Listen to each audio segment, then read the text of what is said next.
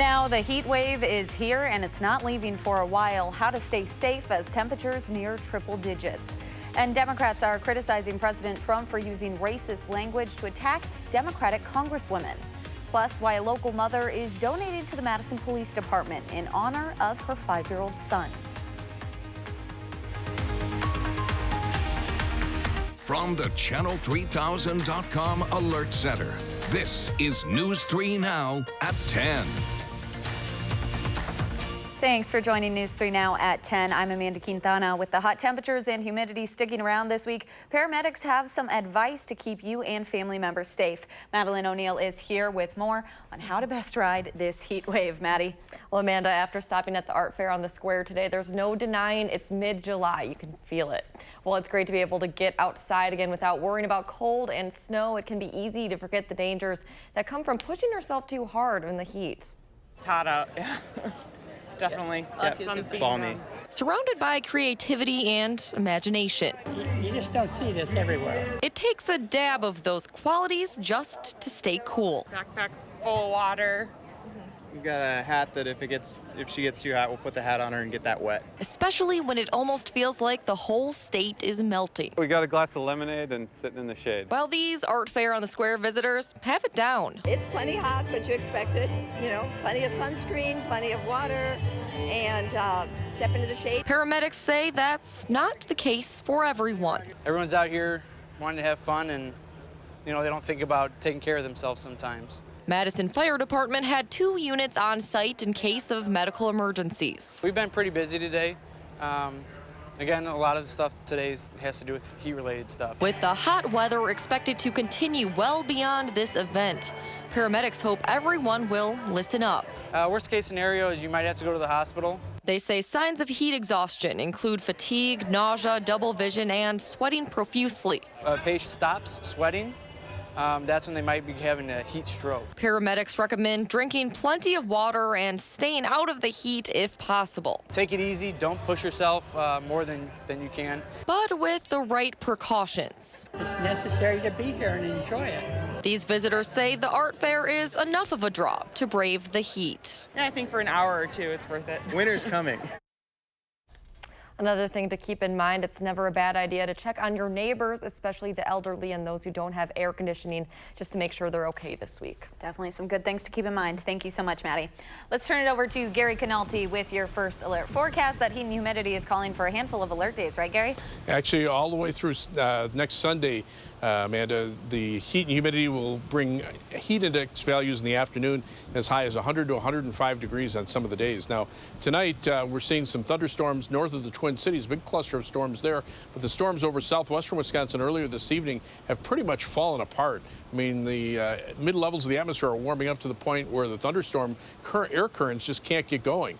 High temperatures today, upper 80s to the lower 90s. Here in Madison, we topped out at 89, but it was 92 in Boscobel, 94 in Prairie du Chien. And right now, temperatures are still as warm as 81 in Madison and 83 in La Crosse. Elsewhere, temperatures are mainly in the 70s. But with dew point temperatures in the mid-60s to the low 70s, it feels about 3 to 4 degrees warmer. Tomorrow will be another hot and humid day. It'll also be breezy as well with mostly sunny skies. The high at 91. That's your News 3 Now First Alert forecast.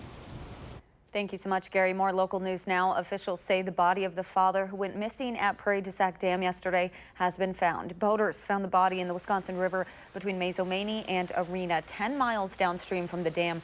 The 53-year-old man was last seen yesterday while trying to rescue his children in the water. The Sauk County Coroner's Office says no foul play was suspected and his death has been ruled an accidental drowning. After searching all day, the Sauk County dive team suspended its search last night and planned to begin again this morning at 9 o'clock. A house in Exeter is a total loss after a fire caused $400,000 in damage this morning. The Belleville Fire Department was dispatched just before 4:30 this morning for a residential structure fire. Officials say the family's dog alerted the homeowners to the fire. The entire family and the dog made it out safely, and no firefighters were hurt. Dane County Dispatch says the fire was fully extinguished by 5:30, but its cause is still unknown. People in Milwaukee are angry after a 3-year-old girl was shot and killed in a road rage incident yesterday morning.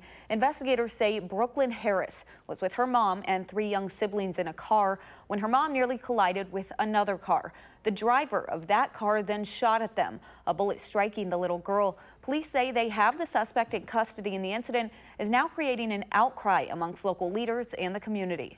Saturday morning, to have a young child lose their life because some jerk decides that he's going to use a gun because he's mad at someone on the streets. It's just insanity.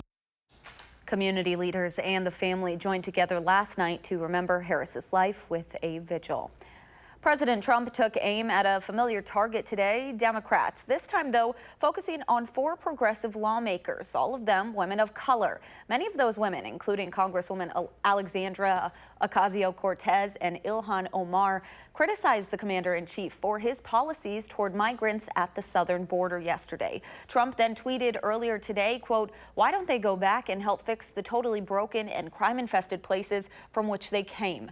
Many Democrats fired back today, including 2020 presidential candidate Senator Kamala Harris. It is absolutely racist and un-American. And it is an old trope, go back to where you came from, that, you know, you might hear it on the street, but you should never hear that from the President of the United States. Other Democratic presidential candidates like Joaquin Castro snapped back at Trump's comments, too. Castro responded to Trump's tweet, quote, "They're Americans, you're a bigot." Federal raids to round up and deport what the White House calls undocumented criminals were threatened to begin today. The operation was to take place in at least 10 cities across the country. Jonathan Vigliotti has more. They have to go out. President Trump promised a wave of federal raids Sunday, but so far immigration sources tell CBS News they've been limited to New York City, where federal agents were seen this weekend knocking on doors. Acting Director Matthew Albence on Fox News wouldn't confirm or deny those reports. Well, I won't speak to specifically anything that's going on in an operational perspective. The overarching concern when we conduct any sort of enforcement operation is the safety and security of both our officers that are conducting the operation as well as the public.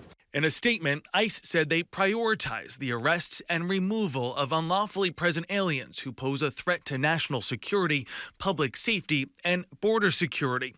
But many politicians, including presidential candidate Amy Klobuchar, question the agency's and president's motive. If you really wanted to go after security risks, and there are people who are security risks, why would you alert them and say you're doing this on a Sunday and do it 2 weekends in a row? This weekend, protesters took to the streets from Chicago to Oakland. While large-scale deportation actions are not uncommon, the weeks-long buildup to this latest round is. I feel like scared every day. I don't know what to do, but I know that with my community, I'm in strength. But in Homestead, Florida, Pastor Howard Hardin said his parish, predominantly Spanish-speaking, was just as packed as it always is. I don't sense a spirit of fear in our people. We're simply trusting in God, and our lives are in His hands. While immigration advocacy groups say the raid will target about 2,000 undocumented migrants, they do worry that thousands more people could be taken in as part of what they call collateral arrests. Several police departments, including one in Los Angeles, say they will refuse to assist federal agents in those operations. A new charitable fund in honor of 5-year-old Dominic May came to life this morning at the Kiva Sports Center. Dominic died 1 year ago yesterday in a freak car accident. In his memory, his mom, Megan, created Dominic's Ripple, a fund to give back to the community. Before his death, Dominic got to meet one of his idols, Madison Police Chief Mike Koval, and said he wanted to be a police officer one day. Because of this and his love for animals, Megan is using the money raised to donate to MPD for a new canine. Dominic May was a life worth lived. He was too full of life, too full of joy, too full of play to not let his image and his memory survive death. When we were trying to figure out what we could do to give back to the community, we thought about how we could merge his love of animals and his love of dogs with his desire to become a police officer. Friends, family, police officers, and even one of Madison Police's canines came to this event today. The 2019 Fête des Marquettes came to a close today after 4 days of music, beer, and wine, food, and art vendors. The festival had activities for families and adults like a Ferris wheel, bouncy houses, and a prize wheel. Fête des Marquettes is produced by the Wilmar Neighborhood Center and celebrates French heritage. This is the 14th year of the festival, and this year they added Zorbs, those big inflatable balls meant to make kids feel like they're walking on water. It brings together, folks from all over the city and gives people a chance to experience the Near East Side. The Wilmar Neighborhood Center uses the festival as one of its fundraisers, and this year plans on using funds for renovation on its building. Still to come on News 3 Now at 10, more summer construction starts causing small businesses to lose out on some of their walk-in customers.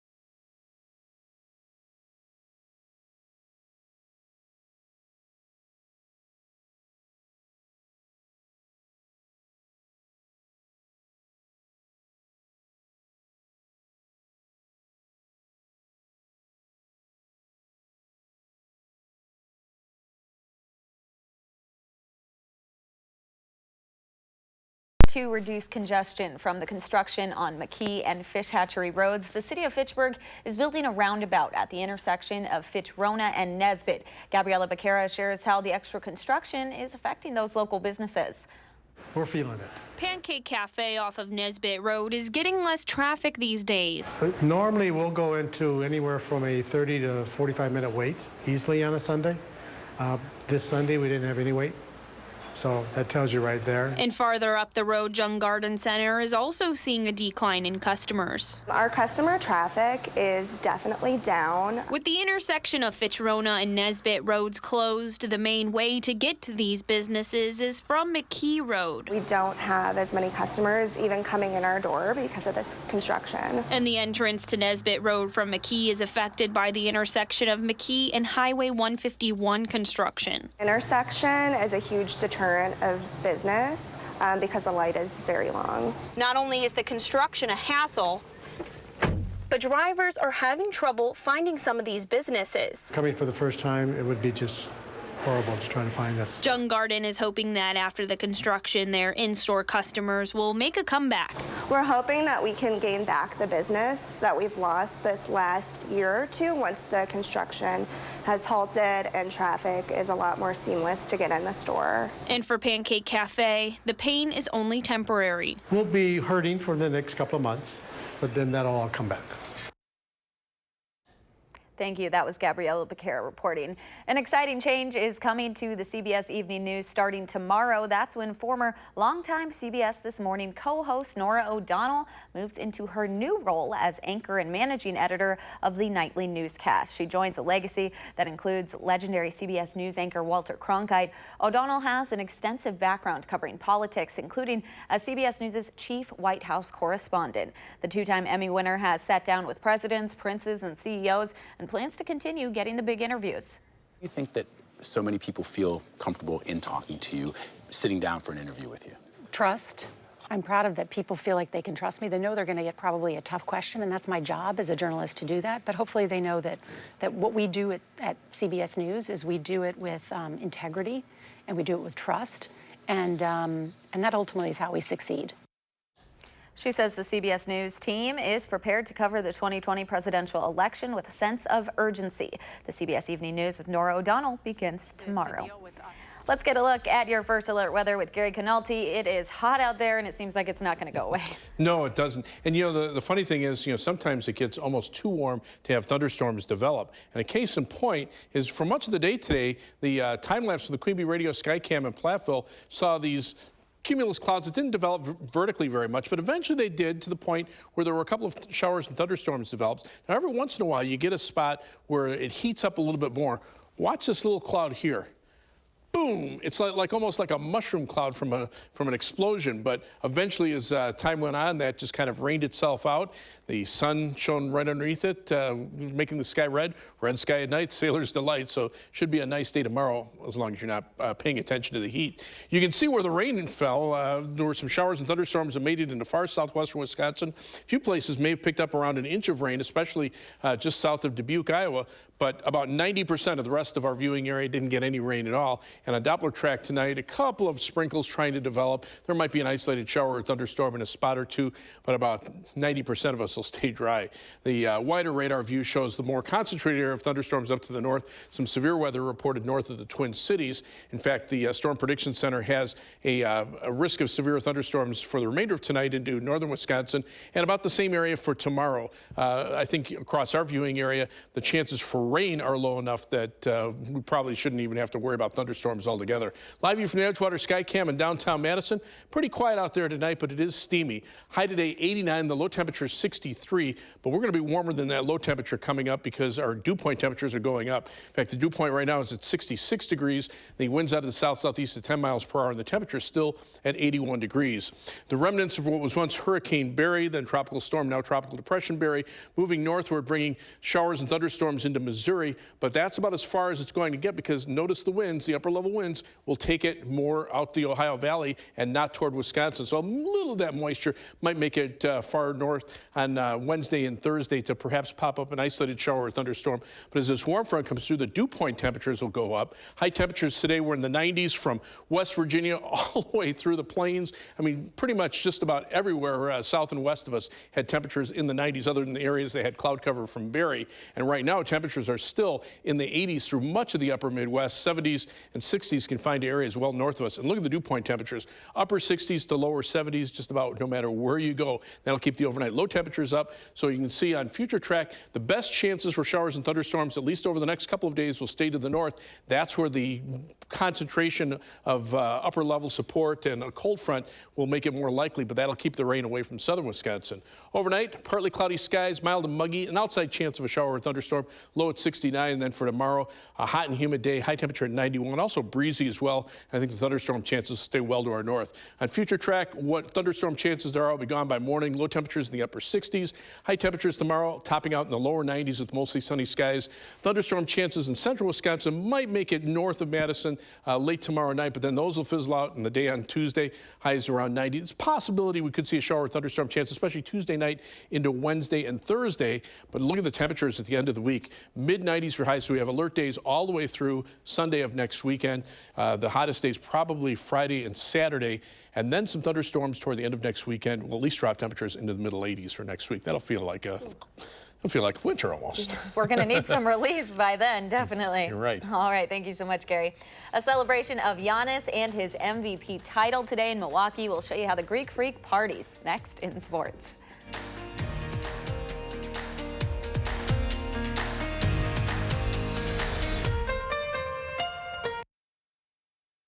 It's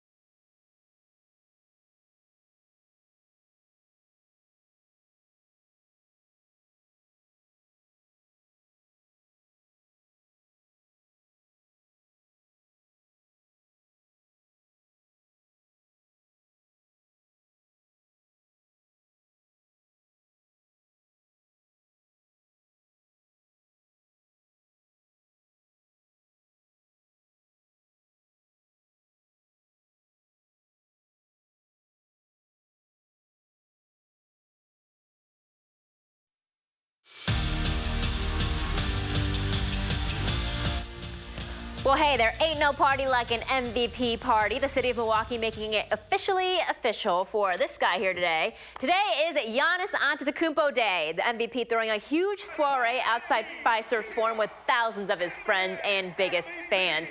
He even brought his brothers on stage with him, including Thanasis, the newest member of the Bucks. But as always, the Greek Freak humble in his speech, saying the whole team won MVP, not just him. It's the whole season, in this trophy right here. When I look at this trophy, and not just, the season and the moments behind the scene. When I'm back at home with my family, that they support me on a daily basis and they want me to, be successful. That's when I look at this trophy. That's what I see.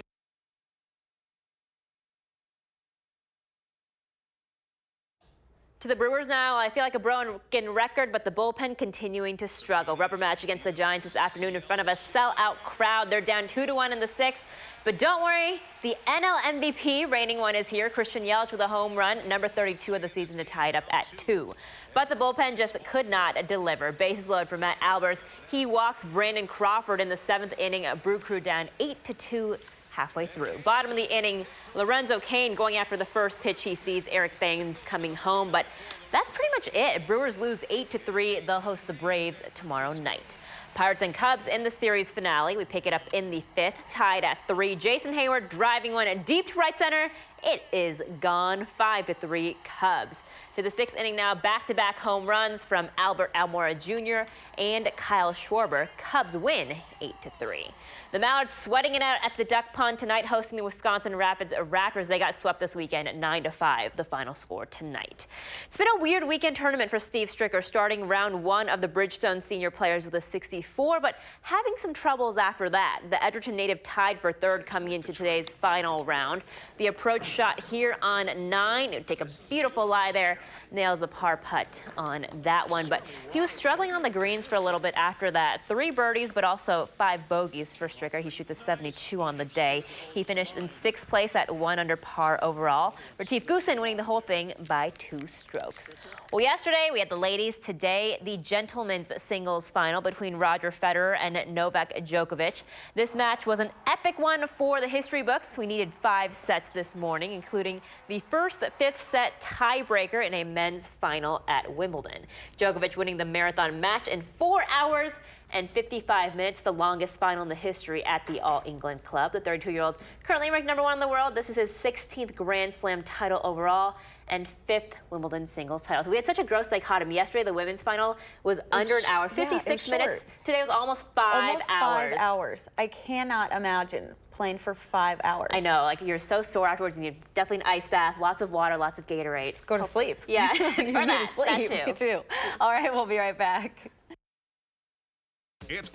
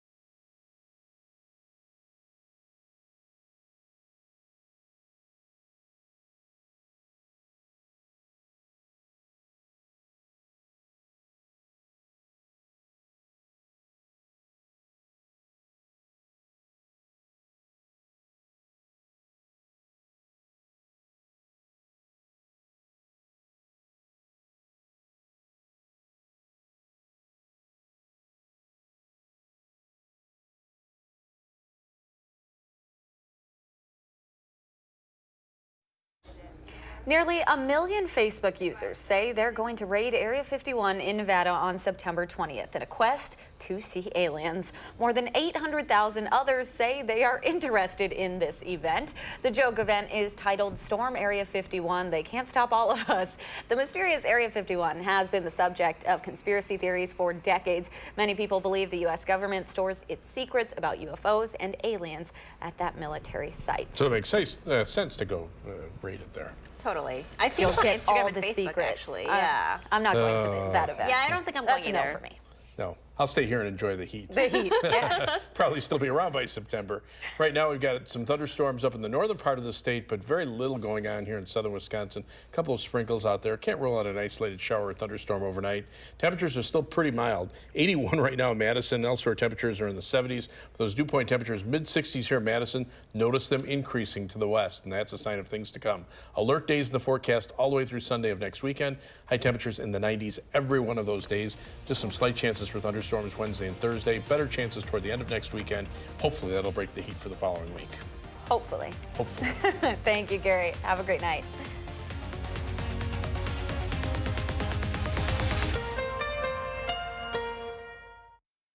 Now.